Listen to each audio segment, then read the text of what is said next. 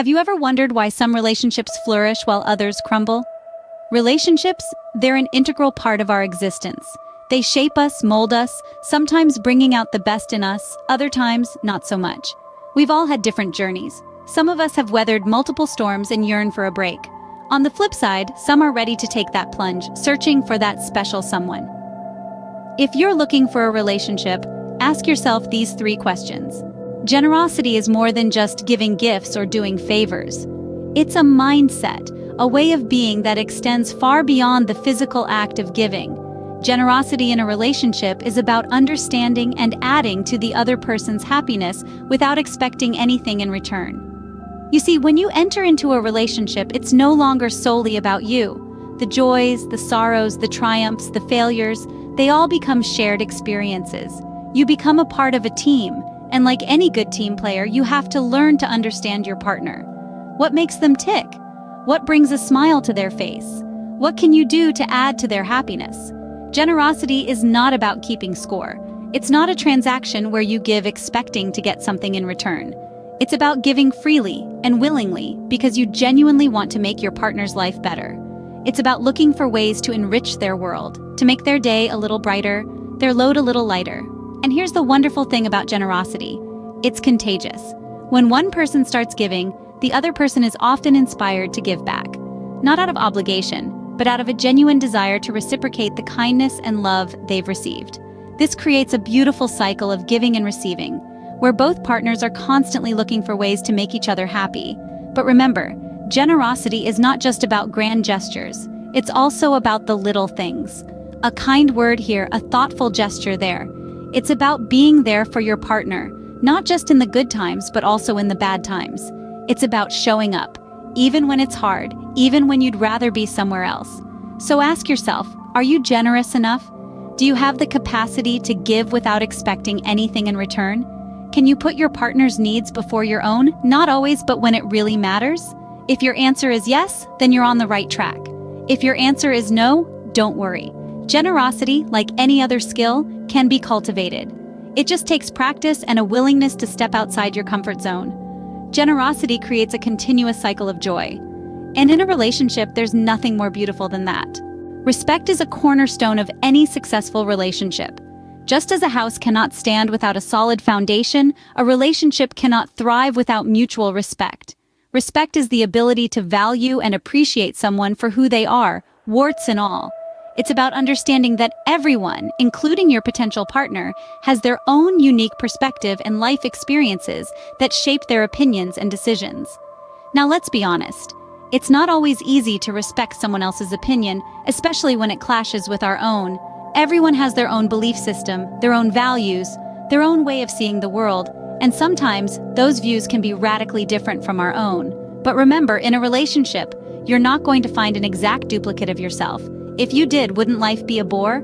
Your partner will have their own thoughts, feelings, and opinions. They may even have different ways of doing things. And that's okay. It's more than okay, it's necessary. It's these differences that make us unique, that add spice and variety to our relationships and to our lives. So how do you respect these differences? It starts with understanding that your way is not the only way. It's about accepting that people have the right to their own opinions, even if you don't agree with them. It's about listening with an open mind and a compassionate heart. It's about agreeing to disagree sometimes. It's about valuing the person more than their opinions. Respecting others also extends beyond your partner. It includes their family, their friends, their colleagues. You may not always agree with them or even like them, but you can still show respect, because in showing respect to the people your partner cares about, you're showing respect to your partner. So, do you truly respect people? Can you appreciate the diversity of thoughts, ideas, and perspectives? Can you accept that not everyone will think like you, act like you, or be like you? Can you respect them anyway? If the answer is yes, then that's a great sign. Because respect is not just a component of a good relationship, it's a prerequisite. Respect is greater than love. Because without respect, love cannot grow. Compromise isn't about losing. It's about deciding that the other person has just as much right to be happy with the end result as you do. When we think about relationships, our minds often wander to the delightful things, the laughter, the shared experiences, the companionship. But let's take a step back from the rose-tinted view and dive into the realities of relationships. You see, relationships aren't always about the candlelit dinners or the slow dances under the moonlight. They are also about the morning grumpiness, the silly arguments over who left the toothpaste cap off, and the heated debates about which movie to watch on a Friday night. Now, you may be wondering, how does one navigate through these less-than-perfect moments? The answer, my friends, is compromise. Compromise is the unsung hero of successful relationships. It's the invisible thread that keeps two people together, even when their perspectives diverge. When we talk about compromise, we're not just talking about deciding where to dine out or what color to paint the living room. We're talking about understanding and accepting the very nature of relationships. The fact that they involve two distinct individuals, each with their own set of preferences, habits, and ways of seeing the world. Compromise is about acknowledging these differences and finding a way to make them work for both parties. It's about setting aside your ego and understanding that your partner's happiness is just as important as yours. The road of compromise isn't always easy. There will be times when you'll bump heads, disagree, and even get frustrated. But remember, this is perfectly normal. It's a part of the journey. It's a part of growing as individuals and as a couple. It's important to remember that compromise isn't about losing. It's not about giving up on your desires or needs. It's about finding a middle ground, a balance, a shared path that leads to mutual happiness. When you're willing to compromise, you're sending a powerful message to your partner. You're telling them that you value their happiness as much as your own. You're showing them that you're committed to creating a relationship that works, not just for you, but for both of you. So, as you ponder your readiness for a relationship, ask yourself this: are you willing to compromise? Are you prepared to find that middle ground? Are you ready to navigate the beautiful, challenging, and rewarding journey that is a relationship?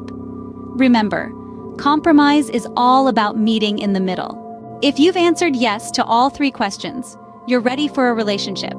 But what does this readiness imply? It means you are prepared to share your life, your moments, your joys and sorrows with someone else. It means you're ready to be a part of a duo, a team, where you're not just thinking about your own happiness, but also that of your partner's. These questions we've discussed, they're not just random inquiries. They are the foundation stones of a healthy and fulfilling relationship. Generosity, respect, and the ability to compromise are the cornerstones of a strong, lasting bond. If you can confidently say you possess these qualities, then you are indeed ready to take the plunge. However, if you find yourself hesitating, that's okay too. Relationships are not a race. It's not about who gets there first, but who gets there well prepared. It's perfectly fine to take a step back, to reflect, to understand yourself better. After all, how can you share your life with someone else if you're unsure of what you want from it? So, take this time to introspect, to grow, to learn. Maybe you want to explore the world. Maybe you want to focus on your career.